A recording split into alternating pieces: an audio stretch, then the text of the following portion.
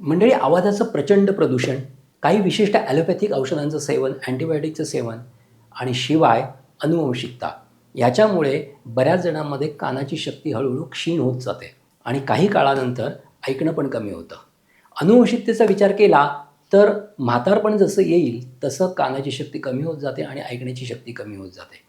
मग या शक्ती जर टिकून ठेवायच्या असतील, कानाची शक्ती जर कमी व्हावी नाही असं वाटत असेल, तर काही गोष्टी सांगतो, त्या फॉलो करा, नक्की चांगला फायदा होईल.